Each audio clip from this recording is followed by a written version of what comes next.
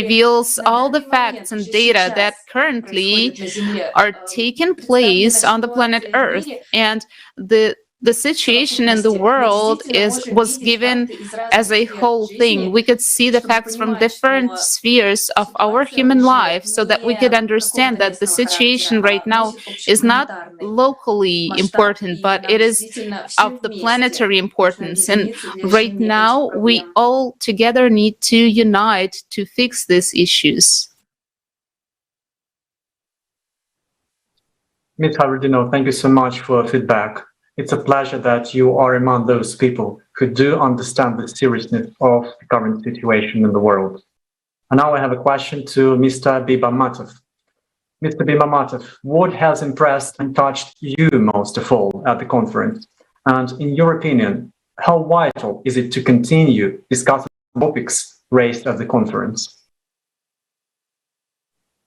Здравствуйте, повторюсь. Hello, dear friends. So I would like to repeat that I'm deeply agree that informing about these problems should be in the agenda, should be the most important agenda everywhere, because if we do not spread this information that really these problems concern every person, it's not like they concern people of some country or some city. It relates to everyone, all of us. It is about economics, about healthcare, about military stuff and so on, but what concerns the climate is actually the trouble that comes to our common home, to our planet Earth, and it must be saved. Therefore, this conference, these roundtables contribute greatly to solving of this problem. That's what I wanted to say. Thank you so much. Thank you so much for your feedback. And now I would like to pass the word to Dr. Vanyama. And I would like to ask him, could you please share your impressions of the conference? And also, in your opinion, how vital is it to continue raising these topics to create awareness in the society? I think it's absolutely important, particularly at this time, to focus on issues that are affecting and degrading and damaging the planet, which is our only home. We don't have any other home. This time is particularly important in the sense that many people have now been distracted from the main issues to a lot of either politics or threats, whether it's COVID-19, whether it is who wants to fight who. And we have been taken away from discussing issues that are or existential threats related to climate change. And the level of ignorance within society, among society, wherever you look, it's not just confined to one continent, is so high that we need now to draw people in. We need to get people to start understanding that whatever they do at an individual level contributes, if it's a positive activity, contributes a positive input to conserving our environment. And so it's not something you can leave for anybody. So these kind of discussions around what is happening, which is always hidden from majority of the people, is absolutely important at this time when social media has taken us away from the things that we should be grappling with on a daily basis. So we must continue. We must bring in more people. We must inform. We must educate so that people understand what is happening in the environment and what is causing it, how they are contributing to it, or how they can contribute positively or change. If it's a degradation, how can they get involved to turn things around? So I find discussions around that to be absolutely necessary, absolutely important, and things that needs to be continued to reach more people around the globe. Thank you. Thank you so much, Dr. Vanyama. I totally agree that it is absolutely important to forget about everything which divides us and focus on the main thing, on climate change, on what is required to survive and to build a better society. Thank you so much. Mr. Rahib, question for you. Could you please share with us what touched you most of all during the conference? What points from the conference you'd like to share with the others around you? Thank you very much. It's my great pleasure to join this interesting roundtable. And as a translator, I watched this whole unique global conference, and I think the most amazing part of this global conference is that is simultaneously translated in 72 languages.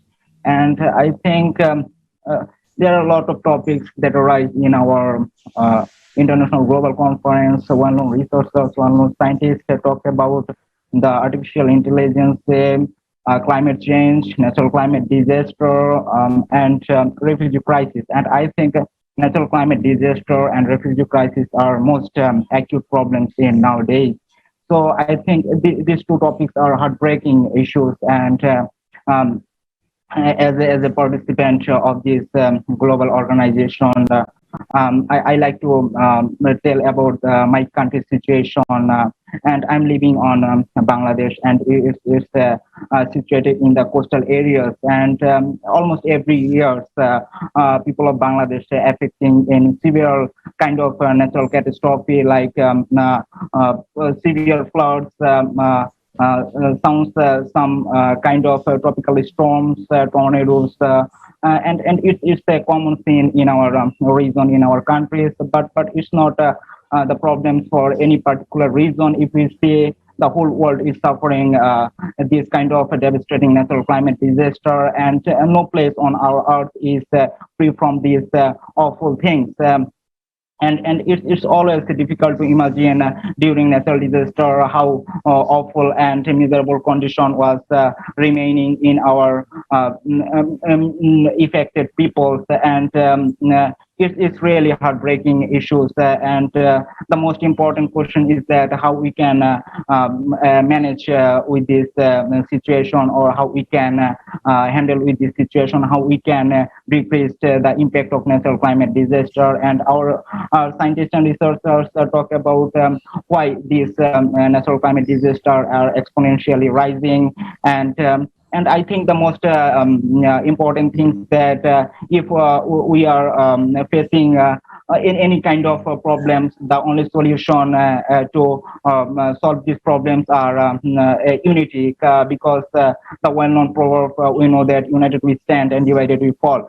So no matter what kind of problems we are suffering, it maybe can natural climate disaster or any other problems, the one solution is unity. So I think unitedly we can manage, or we can adapt with any kind of problems.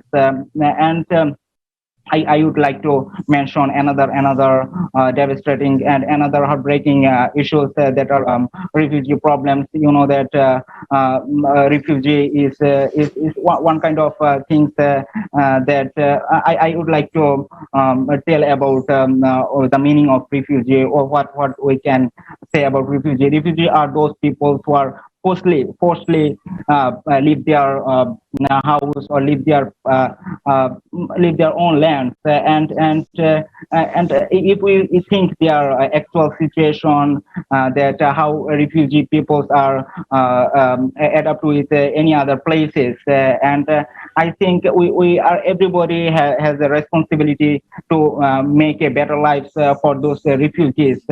I would like to mention some countries, like if you see in Turkey, they are already settled almost 4 million refugees, and if you look in Lebanon or Jordan, almost there half of the population are just refugees, and the same condition is happening in Egypt or Iran or Pakistan. And I would like to mention the conditions of my countries, and Bangladesh is overpopulated country, and we are just 200 million people live in a country that areas is just 147,000 square kilometer, but we are already sheltered almost 2 million Rohingya refugees. So I think refugee crisis is not for any particular region or any particular countries, that it's not a problem for Africa, or it's not a problem for Middle East. It's a global crisis. It's a global problem, so we have to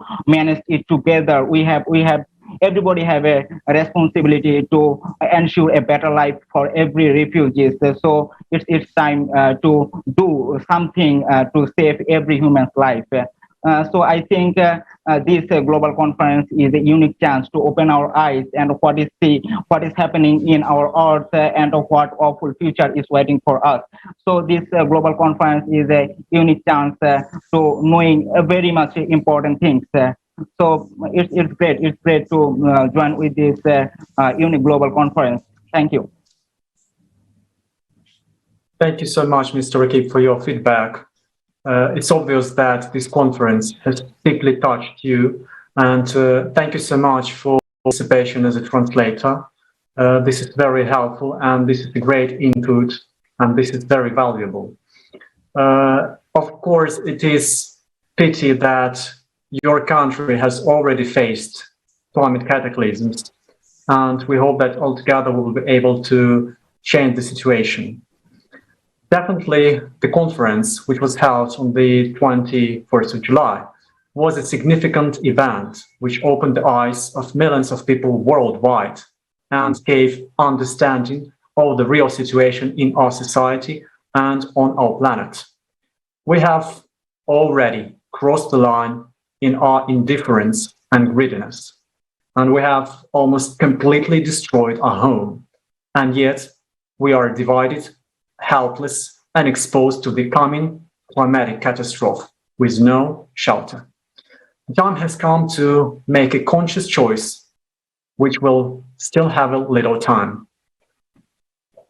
Now we have a question to Dr. Wanyama.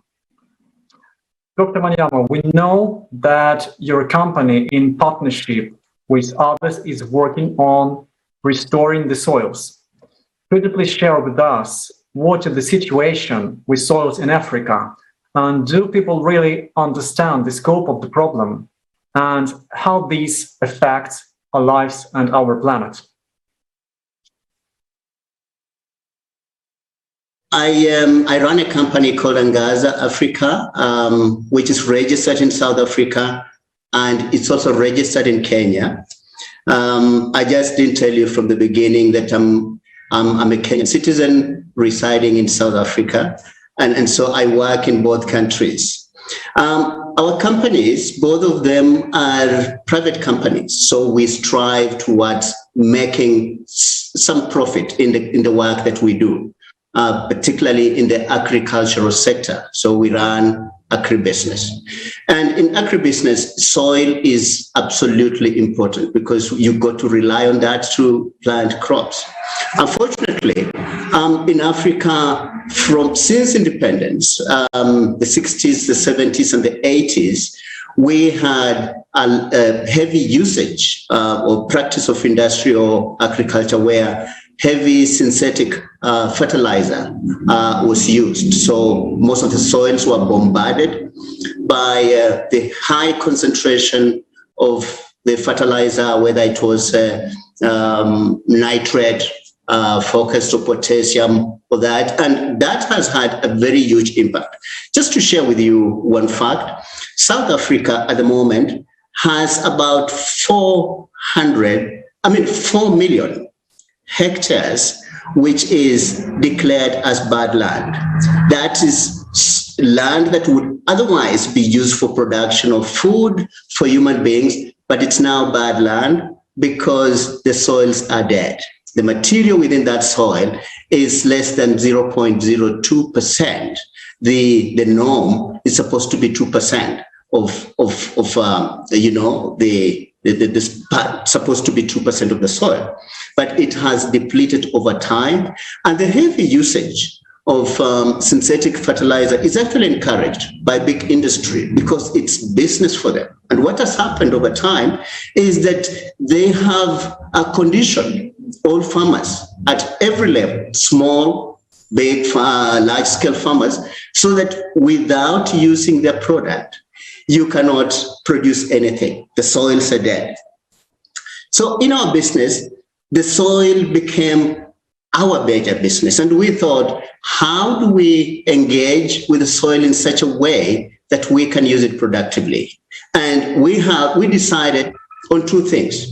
We're going to look at the technology that can help us regenerate the soil. And we're also going to work with communities so that if we win and communities win, we are progressing, we shall be happy, we shall be more secure. And that is how societies grow. So at the moment, we are partnering with a company called Viona. They are based in Germany and Canada. But we're producing a coal-based organic fertilizer to use as opposed to synthetic fertilizer, which has become a norm almost. In fact, when we talk about organic fertilizer, one of the challenges we face is how are you going to apply it on large portions of land? And technology, the beauty of technology is that you can do almost anything you need to do with the material that you have. So we are producing coal-based organic from the waste that comes from coal mines. This material is actually a pollutant there. It has been left, it's a waste, and we are getting it to convert it into fertilizer that we put in the soils. We work with communities, very closely with communities. We educate them. Apart from using the fertilizer, we're also training them on conservation farming, crop rotation, so that we continuously keep the soil alive. The tragedy of using synthetic fertilizer has been that the high concentrations expel the naturally occurring nutrients. When those nutrients are expelled from the soil, usually they are washed down through erosion to water streams. And so you are killing the soil and you're polluting the water and therefore affecting aquatic lives there. So it becomes a vicious cycle. I think there is very little understanding on how ecosystems maintain themselves and how they are extremely important in our sustained life on Earth. Now, that ignorance happens among farmers, those practicing industrial farming, and among small-scale farmers, because they have also been made to believe that if you don't use synthetic fertilizer, then your crops won't grow well, and those soils have, over time, become dead. So we've just started producing the fertilizer in South Africa. Next year and the year after, we shall also be producing in Kenya.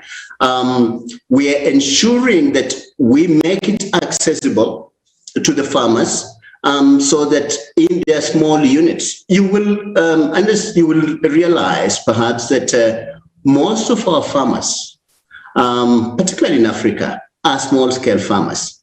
So if you bring them on board, it's very easy to start changing the tide to regenerate the soil even faster, because you now have friends, and by word of mouth, you win them on board, and that is one sure way of ensuring that we regenerate the soil. Now, let me perhaps just emphasize one point. Soil is so important that if it's dead, we're going to attract desertification because the plant won't grow. If it's dead, we won't even be able to discuss poverty because the poor people won't use it for anything that is economically important. If we don't manage the soil,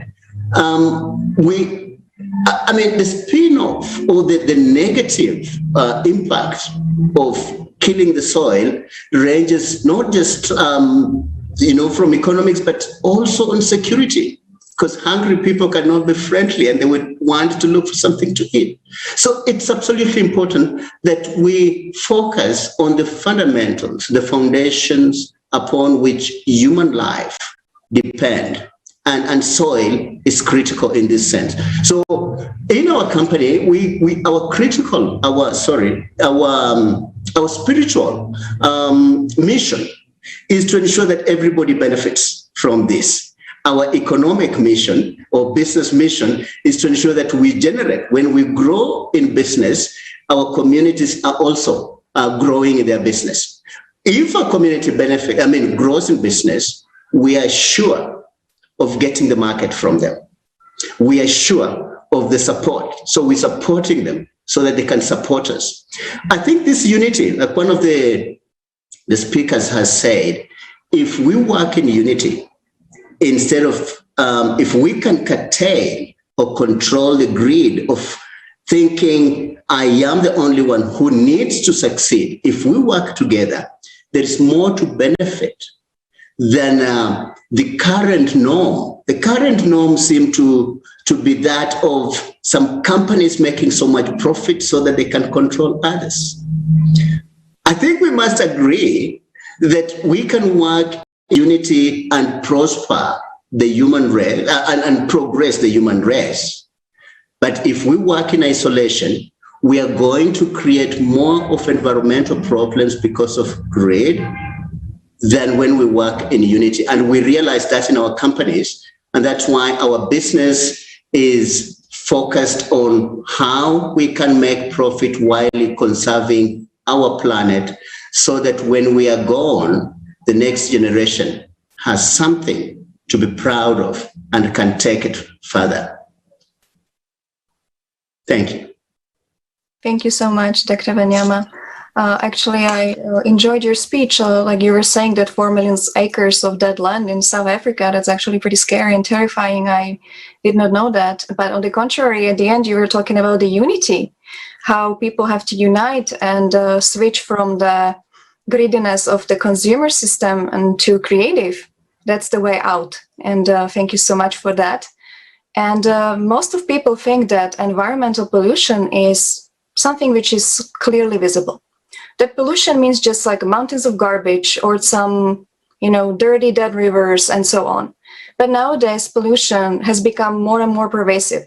And today, almost everything we can see around is unfortunately polluted in some way or another. For instance, I recently read that in our human body, there is so much nanoplastics that if we can actually put it all together, it's the size of a credit card. I'm pretty sure that's not very good for our health. And this is one of the facts we actually cannot see. And this is actually far more dangerous than we can imagine, this invisible pollution. And now I would like to pass the question to Mr. Baybamatov. And could you please share about these invisible threats that pollute our environment and affect the quality of life?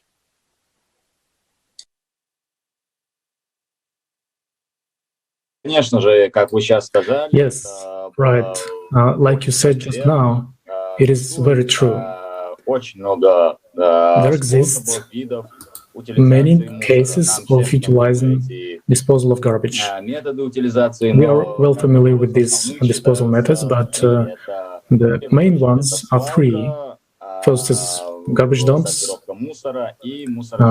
garbage sorting, and garbage incinerators, and so on and so on. So, garbage dump, nothing to say here. It's like a primitive type of disposing. They just take their garbage and get it to some pit and throw it there, and leave it there until everything diseases.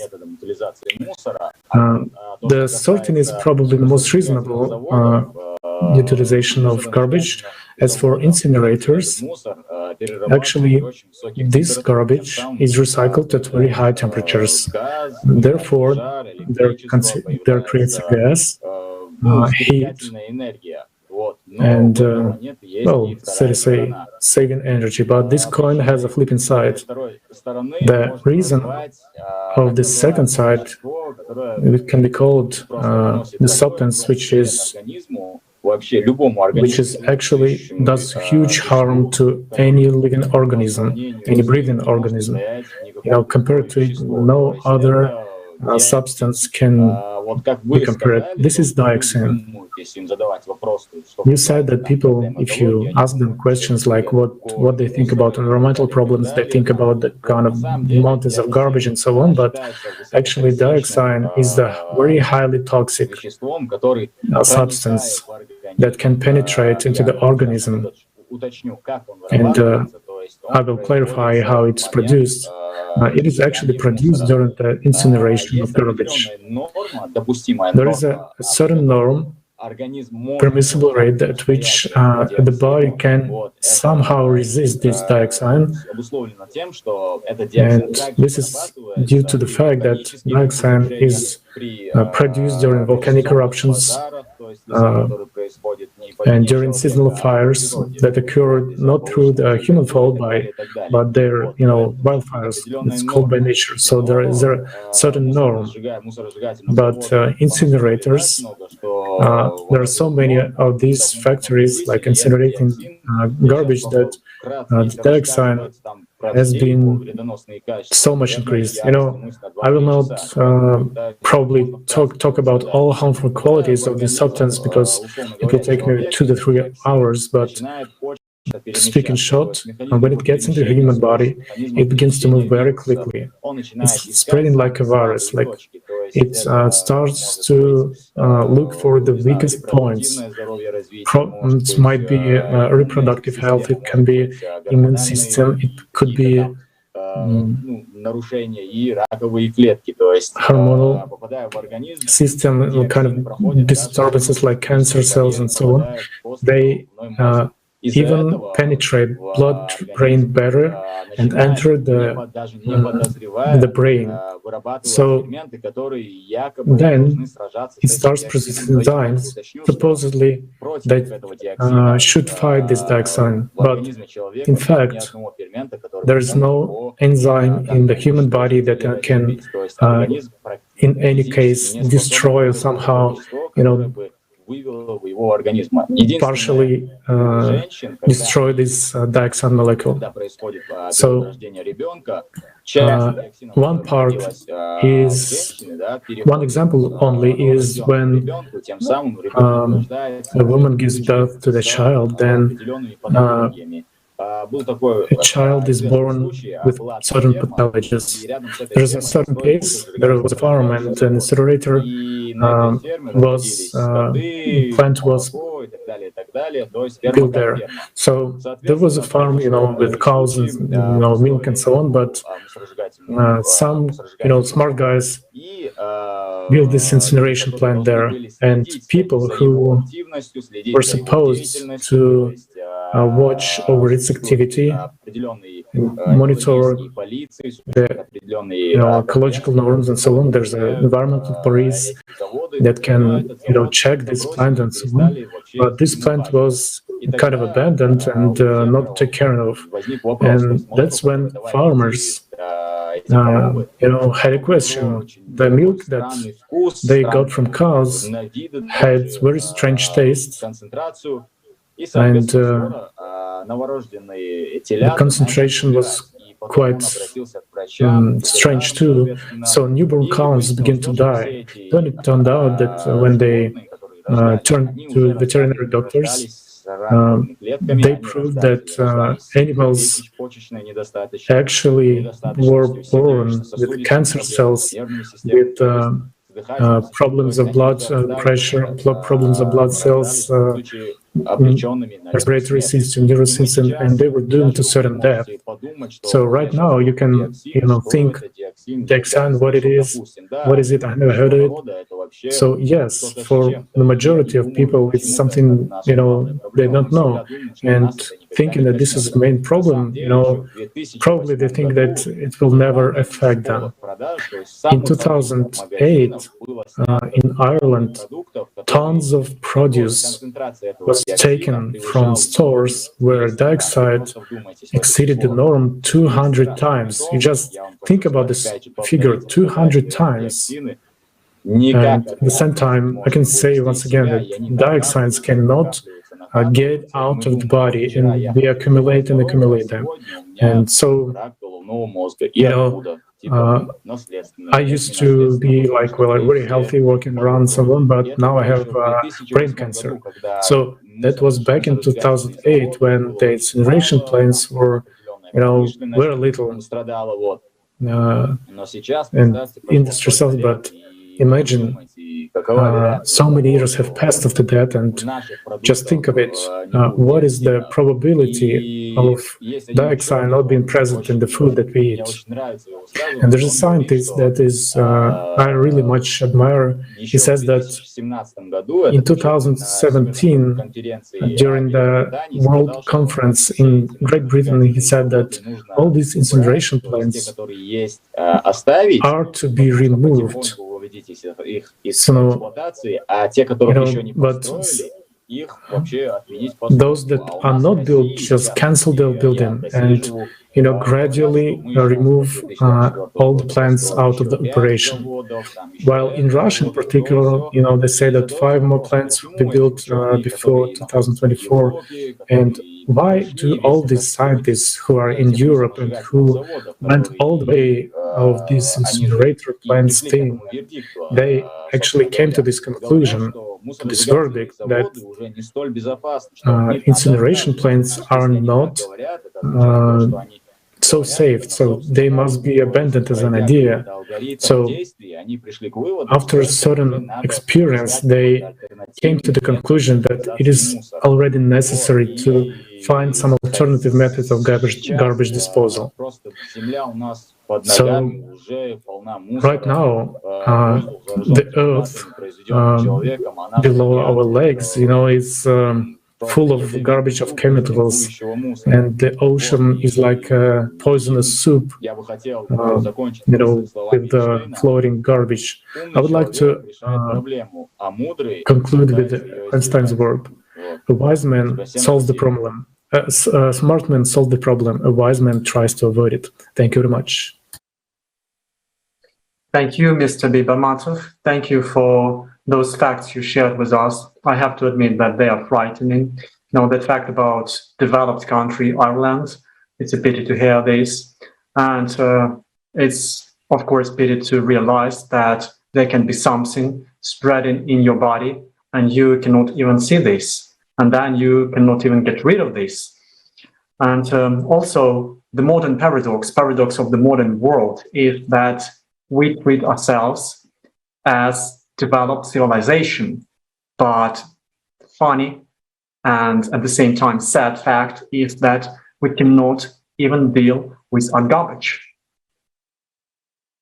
We see that the situation with pollution is really global and even not visible for an individual, and it's really life-threatening.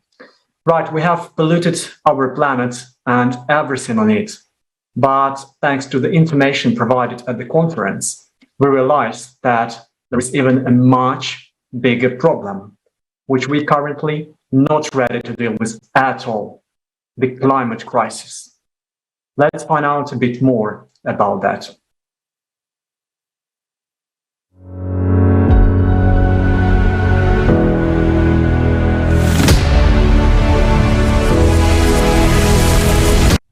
Summer of 2021. Fires, floods, hurricanes, and abnormal heat waves. What is happening to the planet? You are used to hearing that global warming on the planet is due to human activity. The truth is, the problem is much more global than that, and it is rapidly gaining momentum, and there is nothing we can do to control it. The reasons for what is happening are within the planet. which has entered a period of global cataclysms.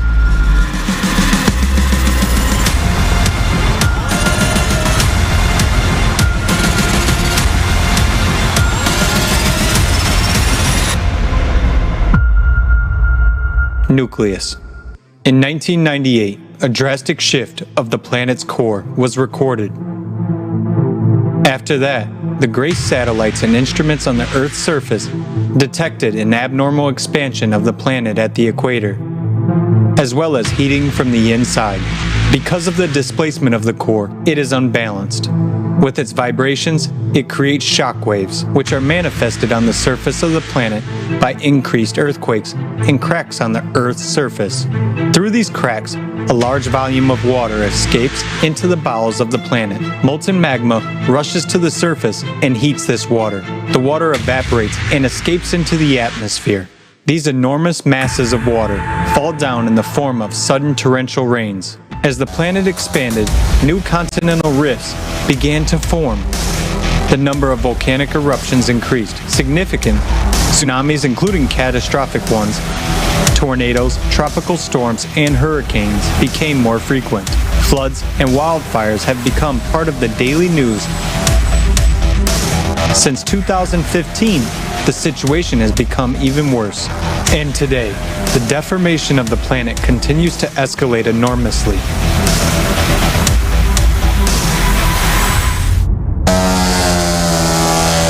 Earthquakes. Earthquakes with magnitudes greater than 8.5 have increased dramatically over the past 20 years. Since 2003, synchronization of seismic noise began, which means that the Earth is preparing for a mega earthquake. According to scientists, it will occur in the Japanese archipelago and will have a magnitude of more than 10, which is 32 times stronger than the 2011 Tohoku earthquake of magnitude 9. Entire countries could disappear from the face of the Earth at any moment. Volcanoes. Since the beginning of the 20th century, the number of powerful volcanic eruptions has doubled as a result of growing internal energy of the planet.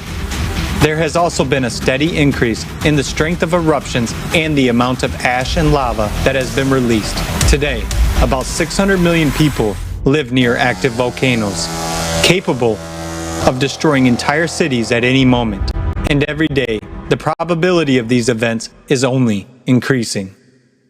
Glaciers. Greenland and Antarctic glaciers are losing 3 times more mass than 30 years ago. We are told that global warming is the cause. We are not told that the glaciers are melting from the bottom up because of the intense release of heat from the Earth's interior. For example, Antarctica is only melting on the west side, where there is a huge magma chamber. Greenland's glaciers are shrinking for a similar reason. Obviously, man has no influence on what is happening. World ocean. In 2019, the temperature of the world's oceans rose 0.075 degrees Celsius above average. This may not seem much, but in fact, the numbers are catastrophic. The energy for such heating is equivalent to the explosion of 3.5 billion atomic bombs dropped on Hiroshima. And this energy came from the very bowels of the Earth. Melting of the sea ice and expansion of the warming water has caused the sea level to rise by almost 15 centimeters in the last 30 years. And this is just the beginning. There has also been an increase in the number and power of storms, as well as a significant acceleration of currents. Hurricanes, tornadoes. The year of 2020 broke all records for the frequency of hurricanes and tropical cyclones on the planet for all time.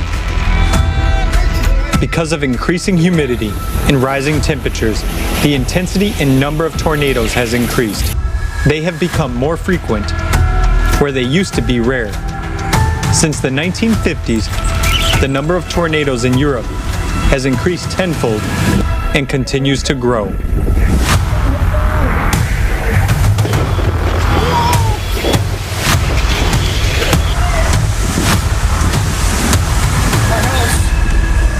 freaking destroyed, Josie!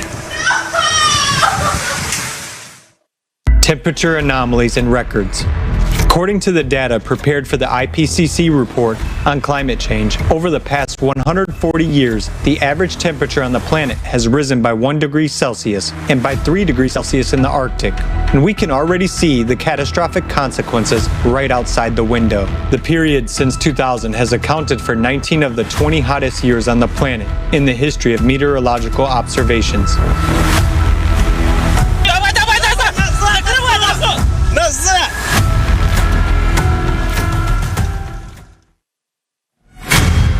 Floods. Floods are one of the most common natural disasters that are also growing in strength. 60 years ago, only 8 major floods were recorded per year. However, in 2020, this number increased by 25 times and totaled 201 cases. Moreover, they began to occur synchronously, affecting several countries at once.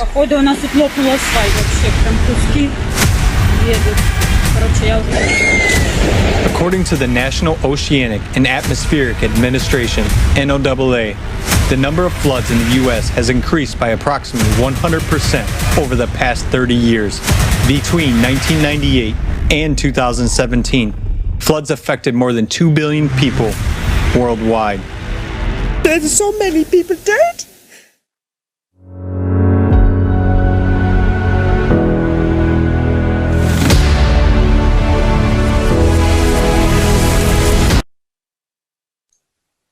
Already today, millions of people have become victims of climate catastrophes and were forced to leave their homes, their countries, and even continents.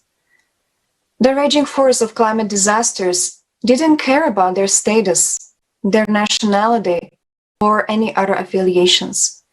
But we know from the conference that in the near future, billions of people will have to leave their homes to simply find safe territories in order to survive in the face of the global climate catastrophes. And now I would like to pass the word to Mr. Rakib and ask him a question. Mr. Rakib, could you please tell us how climate change is already affecting your country? And do you think we are ready for the upcoming global challenges?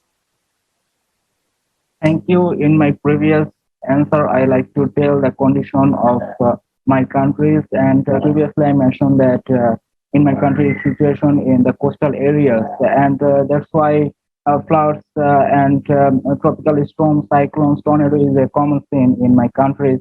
And nowadays, for rising sea level, our coastal lands are just vanishing, so that a lot of people are already being a refugee in our own country. So it's totally just heartbreaking thing.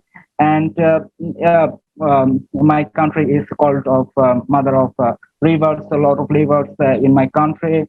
And that's why riverbank erosion is a common thing. Because of riverbank erosion, a lot of people are losing their lands. So they are just forcibly migrated to in the cities, and cities are being overpopulated, and it's trying to be it's just awful things are happening in my country, and natural climate disasters are actually severely destroy our communities, and it's really awful things that are continuously suffering in our whole population.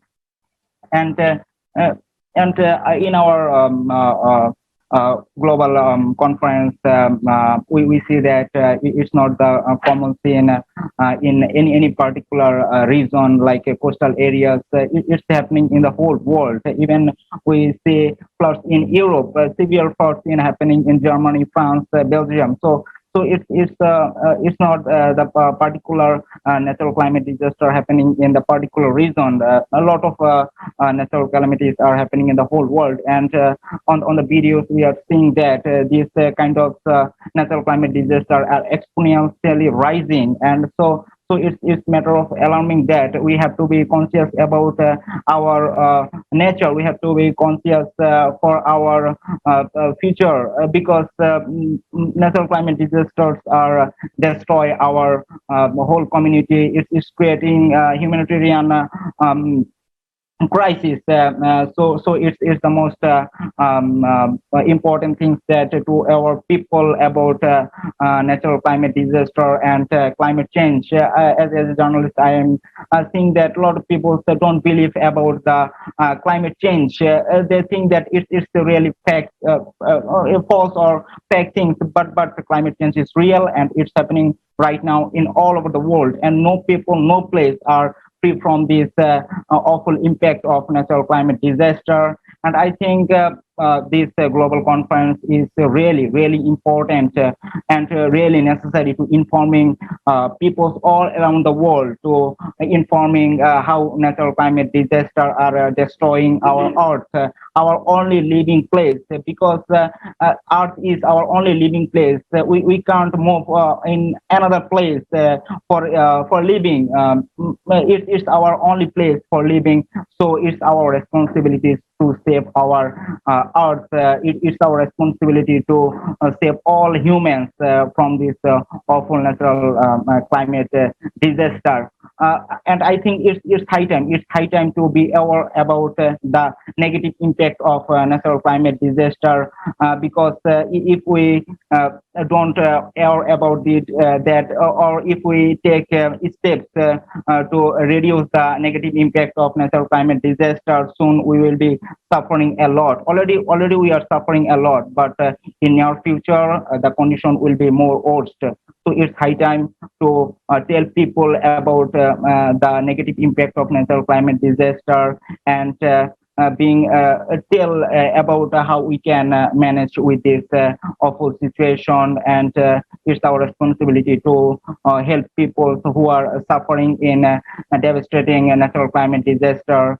And this global conference will be so much helpful to tell people about the negative impact of natural climate disaster. So thank you. Thank you, Mr. Rakib. I totally agree with you that what's going on in your country is heartbreaking, and not just in your country. Unfortunately, most people worldwide and in Bangladesh, they do not even know how to deal with this.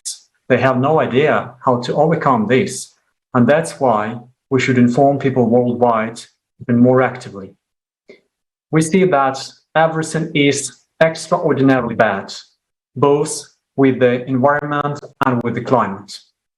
And that the situation with climate refugees is already critical, since in the consumer format of society, where money and profit are in the first place, no one really cares about the life and prosperity of people.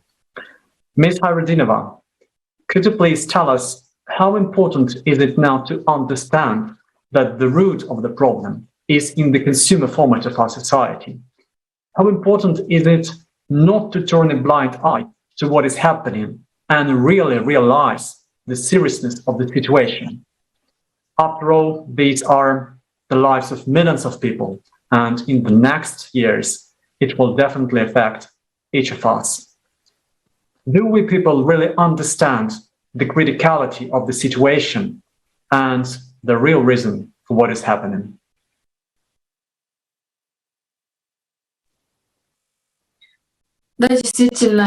Yes, indeed. During the conference that took place on the 24th of July, and today during this roundtable that we're having, the problems that we are currently facing were voiced. We, as all humanity on the planet Earth. But do we really realize the true cause of this critical situation that we're in right now?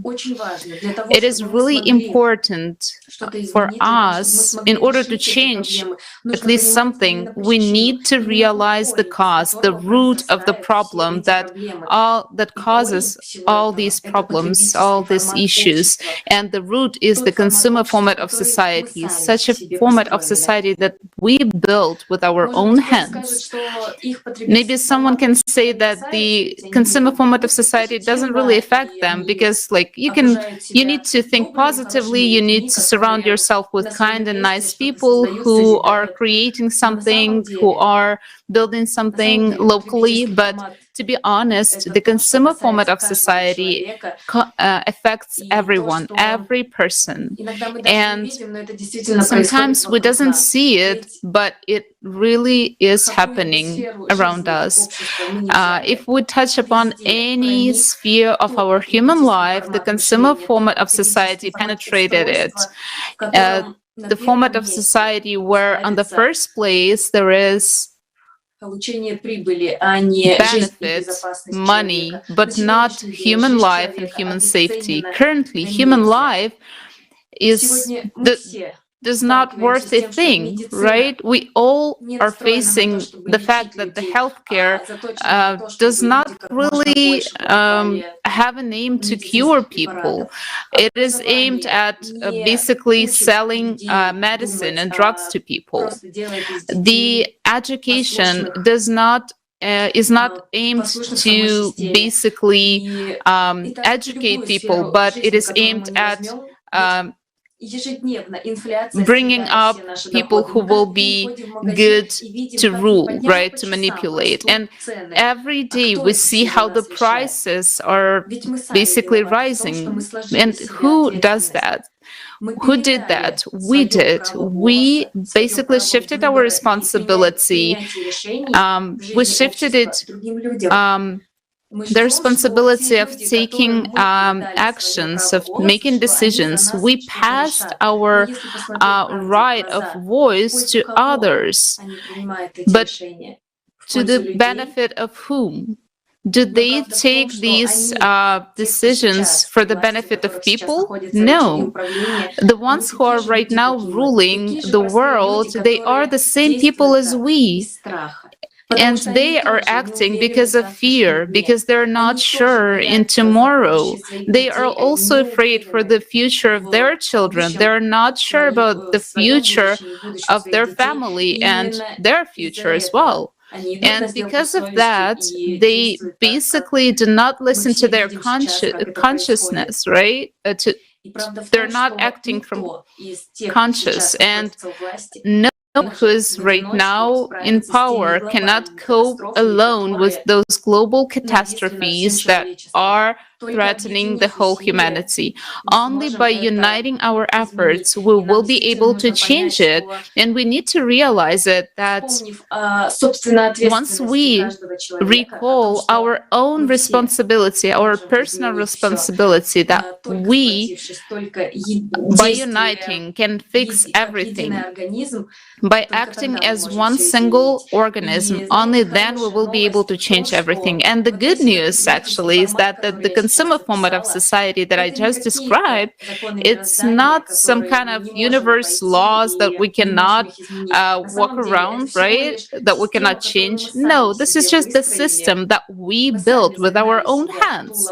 We basically caught ourselves in the trap of the consumer format of society, in illusionary trap that we cannot free ourselves from, because we don't believe that we can live differently. But in fact, we can live differently. And the movement for the creative society is a great example of living differently. Thank you so much.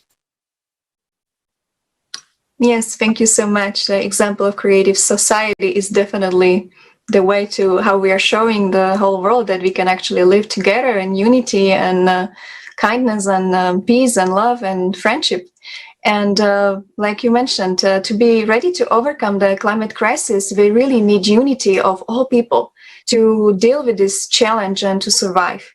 It's possible to find a solution for such global issues only by uniting our scientific and human potential in order to bring some new technologies and to build society of a new creative format, where everything is directed at saving the life of every person on our planet. It is important that now every person who hears this is active. If we don't do anything, then this is just our choice. But there will be inevitable consequences. We will not be ready for climatic cataclysms, and this will cost us billions of lives. But there is another scenario: to build a creative society, and this is the only way out.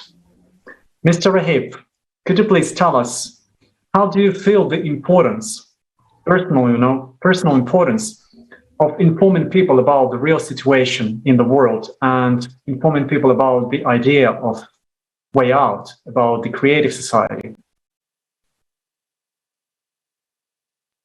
Thank you. It's my pleasure to ask these wonderful questions because in my previous answer, I like to talk about the importance of knowing people about the natural climate disaster because most of the people even don't know actually what's happening in climate in our whole world.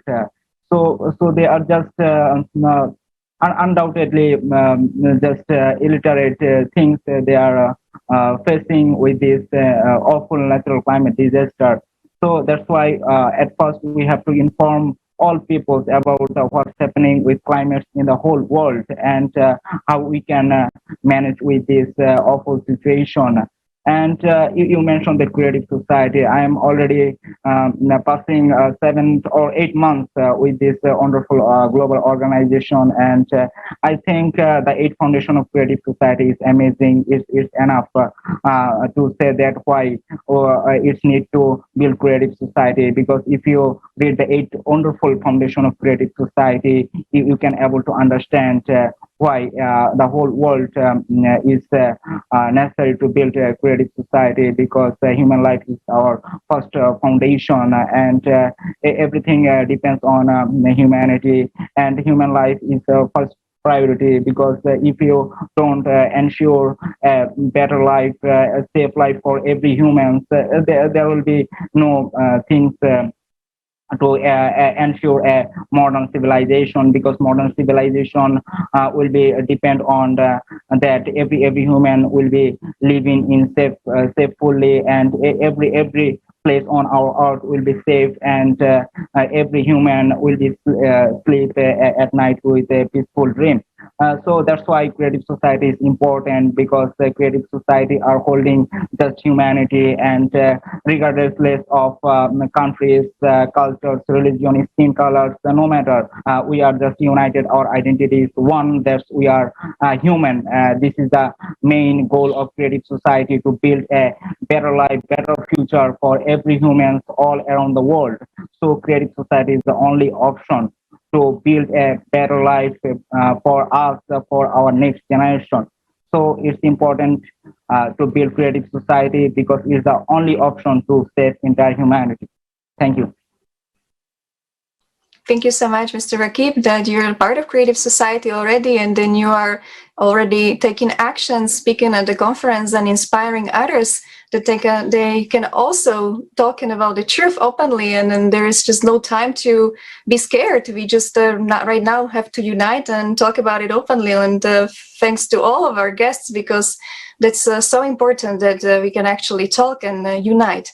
And now I would like to pass the word to Dr. Wanyama, and I would like to ask him, how important is it to inform people about the real situation which is going on with the cataclysms and our beautiful planet? How vital is unification and consolidation of people in order to overcome these cataclysms? I had alluded to this at the very beginning, that it is absolutely important. Most of what is happening, especially the negative consequences, the bad action that degrade the earth and the environment, which are responsible for what is happening, climate change and all that, are not known to many people.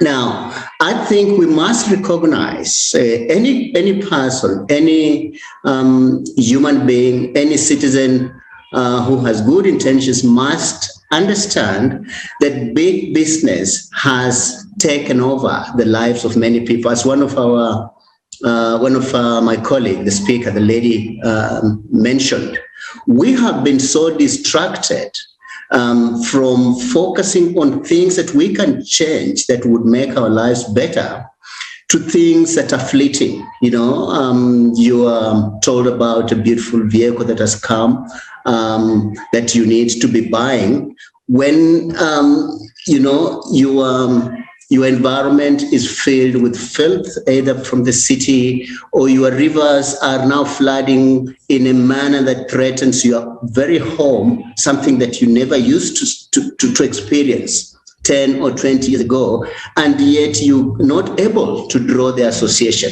So it is very important that we continue to spread the word that things are no longer the same as they were 20, 30, 40 years ago. And everybody has a responsibility. So for me, a conference like this should, apart from this kind of conversation, we need to think about other ways that we're going to spread the word, get people in. It is through unity, it's through understanding, it's through the acquisition of knowledge. It is by understanding the problem that is facing us, the danger that is looming, that we can be able to think creatively about solutions. And solutions are within and among us. The only thing that we have to understand the nature of the problem so that we devise the appropriate solutions that can assist in solving that. Secondly, some of the solutions are actually business in nature. I was talking to you earlier about the what my company is doing in manufacturing coal-based fertilizer, which is an organic fertilizer. There have been arguments that, look, you cannot apply this on large pieces of land, and yet we're saying, no, we are challenging that. That means we can still attract people who are just focused on doing business, that there is a better business to do that will generate you some little money, but also go towards achieving a conservation objective. So we have to spread that message. We got to let people understand. We got to inform people. We got to ensure that they increase their knowledge, not just of the dangers, but so let's be proactive. And how can you be proactive? At what level? So individual level, community level, government level, regional level, global level, we must do that and ensure that the power is in our hands. Do something to reverse the damage that we have done. Most of the environmental problems that I experience now, apart from the fact that some of them are natural, and natural environmental problems happen slower and we're able to adjust to it. Most of the threatening environmental problems, like climate change, are actually caused by human activities. And until we realize that you may not be directly contributing, but perhaps through buying some of the goods that some of the big companies are producing, without knowing how they produce that, you could be a conduit, you could be an accomplice. You are contributing to damaging your own home without knowing. So I think that we must continue. We have to bring in more people. We have to think about more ways of making people understand the nature of the problem and what solution can be utilized. So this creative society, this kind of a conference is, I think, timely.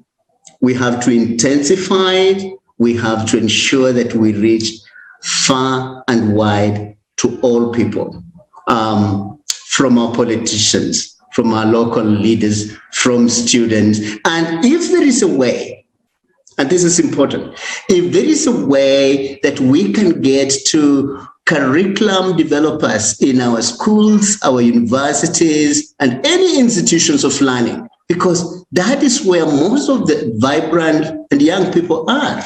Unfortunately, curriculum is by and large a political product. It's a property of government. Most of it comes from there. If we can have an influence there, also through conferences like this, just getting people to understand, we shall start producing graduates that are more conscious, that are solution-oriented, that don't just follow the herd, don't do things because others are doing. I think we need more critically minded people, people who think about what is my role in doing positive, in doing good, in doing things that will, not continue to damage the environment, help communities. One of our colleagues talked about refugees. How do we live in a manner that will stop this kind of hardship, suffering that people endure because of the actions of others? So I thank you as conference organizers, and we need to do more. Let this just be the beginning, but there is potential to bring more people on board and continue to turn around the tide of degradation. Mr. Wanyama, thanks a lot. First of all, I'd like to thank you for watching the conference. For me personally, it is important because I understand that the more people know about the reality, the more people know about the way out, the sooner we will change the situation. And thank you so much for taking actions, because participation in this roundtable today, it is an action, because this roundtable will be watched by a lot of people worldwide in different languages, and some of them, they may hear and accept what you personally told us, and this is a responsibility, and that's why I'd like to thank you for that, for your actions. And now I have a question to Mr. Bibamatov. Mr. Bibamatov, without a doubt, together we can do a lot in all areas, but the condition is together, only together. That's why my question to you is, in your opinion, how important is urgent, and the stress is that urgent unification of people? Do you think we have time, any time, to sit and relax, or there is no time anymore? What do you think?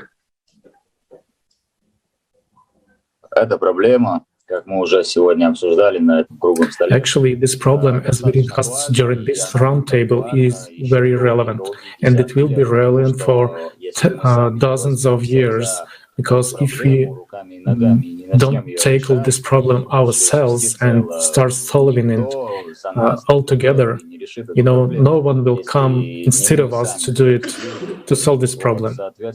So therefore, the problem of unity, unification is surely relevant, it exists, and there are several so-called pathologies that people, when coming together, they pay no attention to global problems.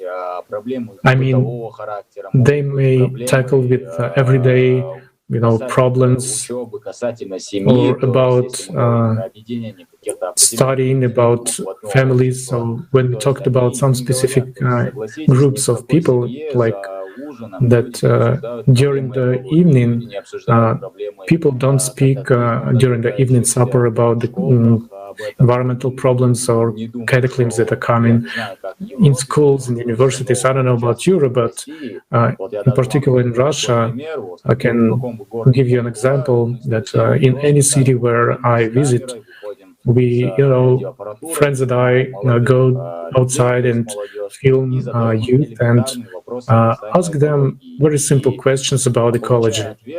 And by receiving the answers, we realize that the youth is totally unaware about the ecology, about ecological problems.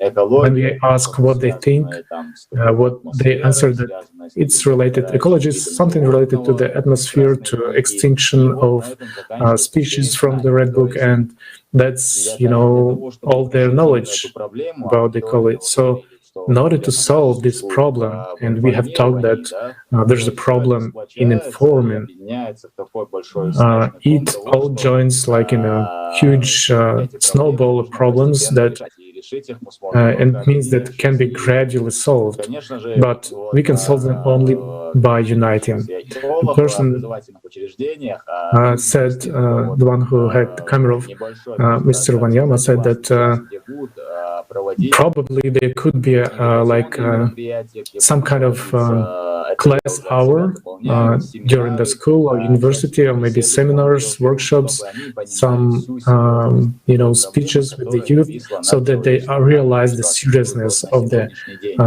ecological climatic problem that is looming over humanity in 2021. Because you have to agree that people who are over 50, 60 years old, they have their stereotypes, they have their thinking and point of view already. And even if this person watches this conference, if we bring a huge amount of facts, proofs to this person and so on, in his head he will sort of drive a conclusion that it doesn't concern him, because he has practically lived his age through his life.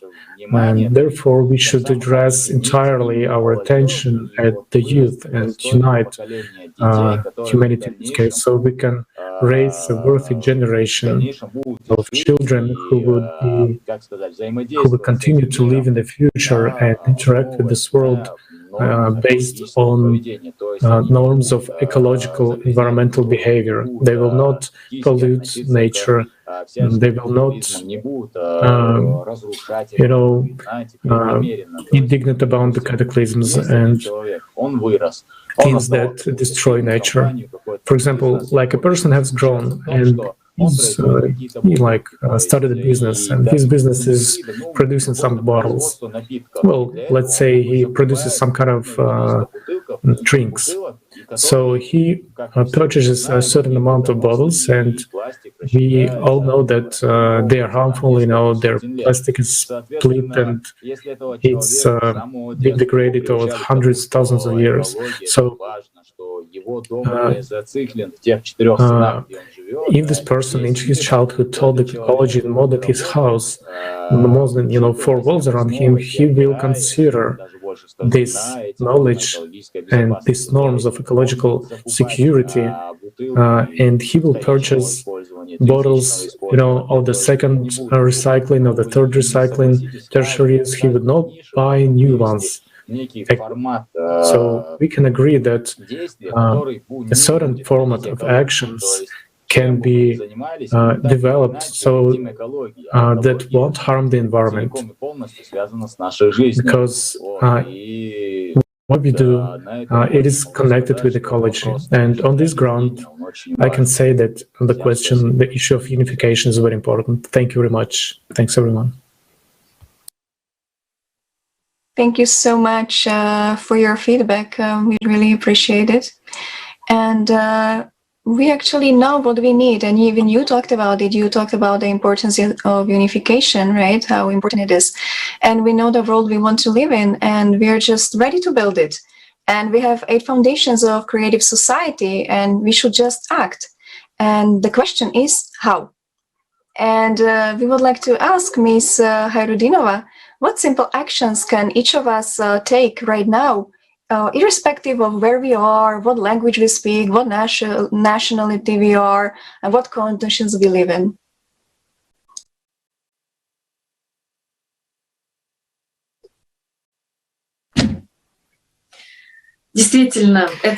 Indeed, this is a very important question. This is probably the main question, the most relevant to everyone. Many people, when they hear about this, when they hear this information about the fact of the crisis that we are facing, everyone is asking the question, what to do? What can I do as a common, regular person?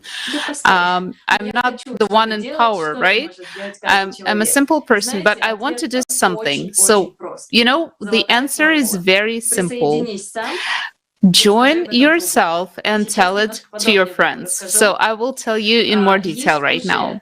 Right now, we already have a ready-made format of creative society, the society where the human life will be the highest value will be in the first place, where the safety of every human being will be also on the first place. And this is the format of creative society.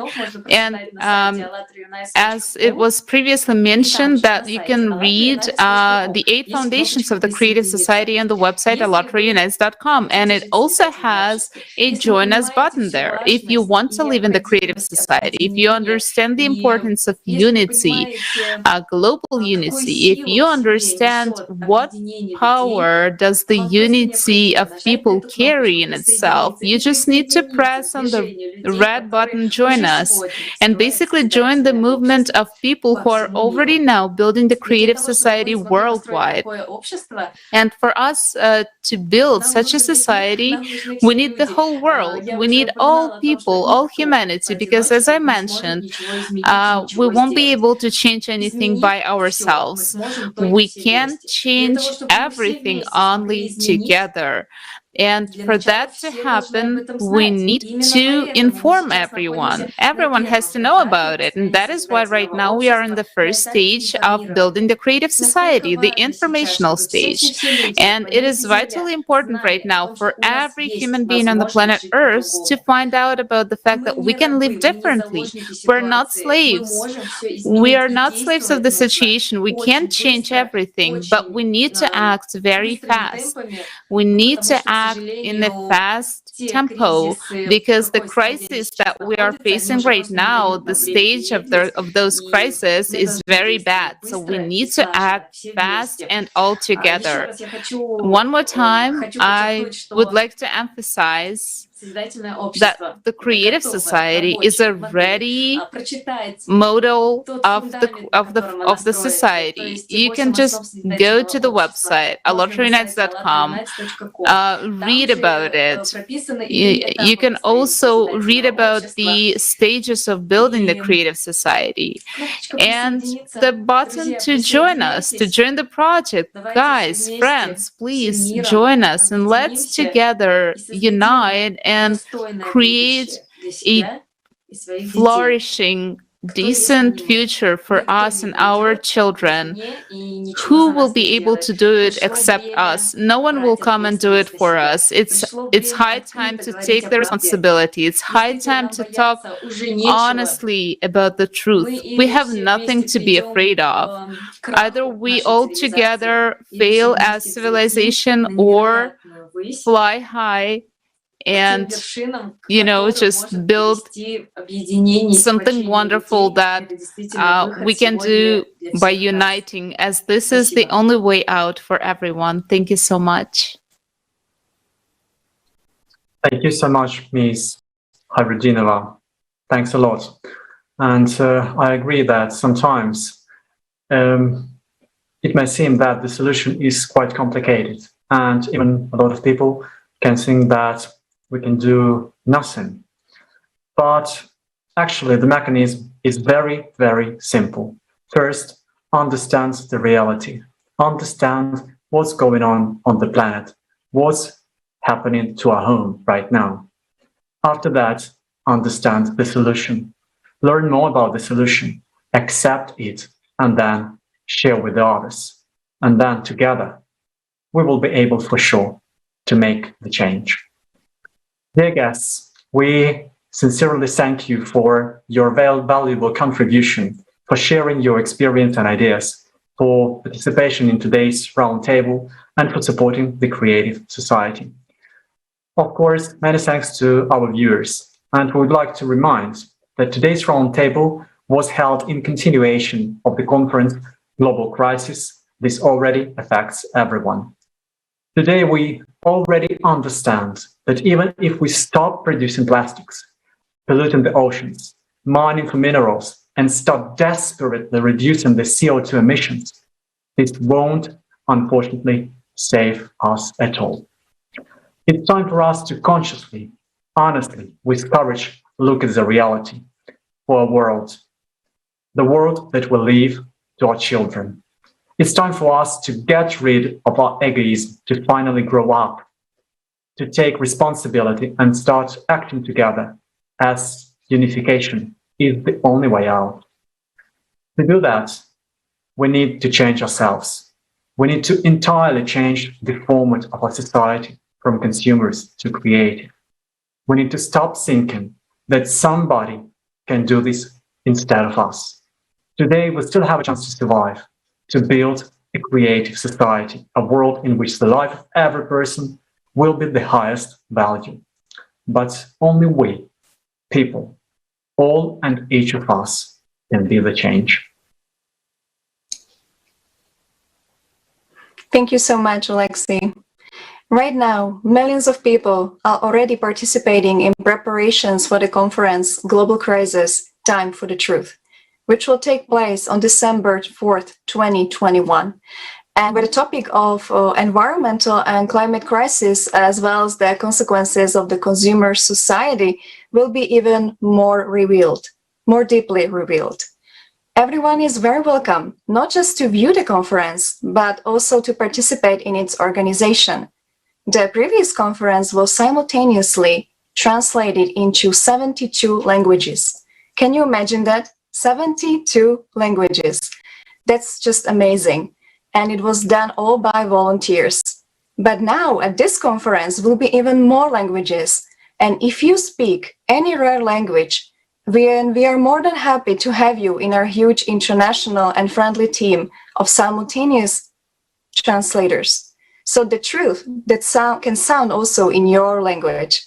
And people from more than 180 countries are doing everything possible to invite world-famous personalities, opinion leaders, in order to draw attention of the whole world to the climate threat, so that this information is available to everyone in the shortest possible time, so that even more people can learn about the way out, about the idea of creative society, and so that the call for unification sounds all over the world. Speaking about inviting world-famous personalities, as an example, just yesterday, volunteers from Czech Republic went to Karlovy Vary's movie festival to invite Johnny Depp to conference Global Crisis, Time for the Truth. Good luck to them and big thanks for their action. We do hope that Mr. Depp has enough time between shootings to join this conference. And as you can see, everyone's actions are so important, as we need to inform our friends, our colleagues, our relatives, literally the whole world. So we should make sure that every person knows that there is a way out, and that is creative society. So if you're a specialist, a scientist who is ready to tell the people truth about what is the current environmental situation and climate change, or just a person who cares, please write at the following email, info@allatraunites.com, to participate at the international roundtables dedicated to this conference.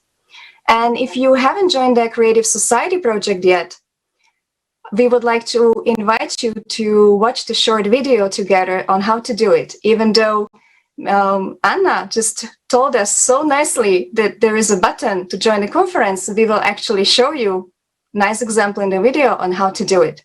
And thank you so much, everyone, and see you at the next International Roundtable.